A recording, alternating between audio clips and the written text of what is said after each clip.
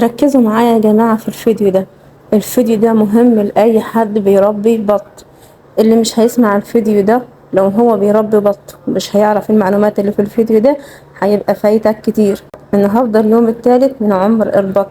20 يوم أو ال3 أسابيع الأولانيين من عمر البط مهمين جدا. مهم جدا أول 3 أسابيع من عمر البط إن احنا نظبط 3 حاجات مهمين عند البط علشان ناخد أوزان من غير مشاكل، لا كساح ولا افتراس ولا إسهالات. أول حاجة لازم أظبط جهاز مناعة. تاني حاجة لازم أظبط جهاز هضمي. تالت حاجة لازم أبني هيكل عظمي. جهاز المناعة هو اللي هيتحمل معايا أي مشكلة ممكن تواجه البط، هيعديها بإذن الله لو عنده المناعة عالية. الجهاز الهضمي هو اللي هيساعدني عشان أرفع وزن البط. البط هياكل وهيهضم أي حاجة عندي هعملها للبط، البط هياكلها وهيزيد.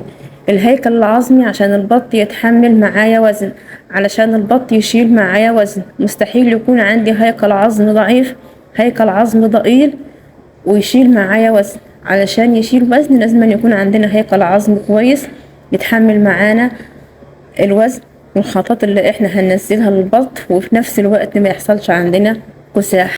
ان شاء الله هنشتغل ال3 أسابيع الأولانيين دول على الحاجات دي كلها، على المناعة وعلى الجهاز الهضمي وعلى الهيكل العظمي. النهاردة هننزل للبط خلطة، الخلطة دي هتساعد معنا في الحاجات اللي أنا قلت عليها دي كلها. هنبني هيكل عظمي، هنظبط جهاز هضمي، هننشط البكتيريا النافعة اللي هتهضم معانا الأكل. هتغسل الكبد والكلى من السموم الفطرية اللي بتكون موجودة في العلف. هتقوي معايا العظام. علشان ما اطولش عليكم هجيب اول حاجة كده معايا نصف علبة زبادي، يعني هنبقى واخدين كده منها معلقة كبيرة زي ما انتوا شايفين كده، وهنسيب معلقة في عار العلبة. بعد كده هجيب معايا الخميرة الفورية، هاخد منها حوالي جرام واحد كده بس، ما نكترش خميرة عشان احنا لسه في البداية، يعني حوالي كده ربع معلقة، وهضيفها على معلقة الزبادي. وهجيب معاهم معلقة من العسل الأسود هضيفها عليهم، هقلبهم كده مع بعض كويس زي ما انتوا شايفين كده. وبعدين هغطي العلبة وهسيبها كده حوالي ساعة. في الساعة دي انا طبعا هكون شايلة الاكل من قدام البط. ده كده شكلها بعد ساعة اختمرت اهي. ضروري كده انها تختمر بره في العلبة، بلاش نستنى نحطها زي ما هي تختمر في بطن البط وتعمل ليه اسهالات. هنقلبها كده وهننزلها تاني على العلف. يعني عندي جبت كده مقدار شوية علف كده، يعني حوالي ربع كيلو.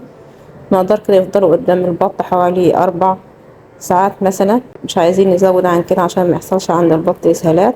وضروري نخلي بالنا قبل ما ننزل الخلطة دي للبط نتأكد ان البط ما عندوش اي اسهالات. علشان ما ننساش هنضيف معاها ربع معلقة من الكركم وحوالي كده معلقة كبيرة من النشا عشان يمسك معدة البط عندنا وما يحصلش عندنا اسهالات. هنقلبها مع بعض كويس، هنحاول ندخل الخميرة والعسل في العلف كويس، ما نخليش فيه اي تكتلات. وبعد كده هننزلها على البط.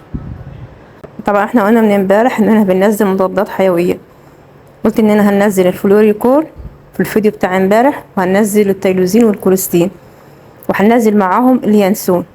الخلطة دي بقى ما تنزلش مع المضادات الحيوية، يعني انا مثلا نزلت المضاد الحيوي بالليل، بالنهار انزل اليانسون وانزل معاه الخلطة دي. وممكن ننزل معاها ساوة خل بس ما نكترش الخل، يعني من 2 ل3 سنتي بالكتير عشان لسه البط في العمر الصغير.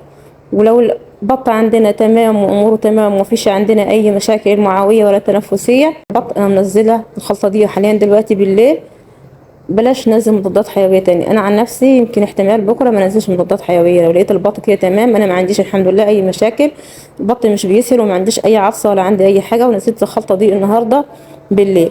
ان شاء الله على بكرة كده هشوف الدنيا تمام. احتمال ان انا ما انزلش تاني مضادات حيويه، لان زي ما قلت احنا عايزين نشتغل على المناعه، عايزين نرفع المناعه، مش عايزين ننزل ندي البط اي حاجه تنزل عنده المناعه.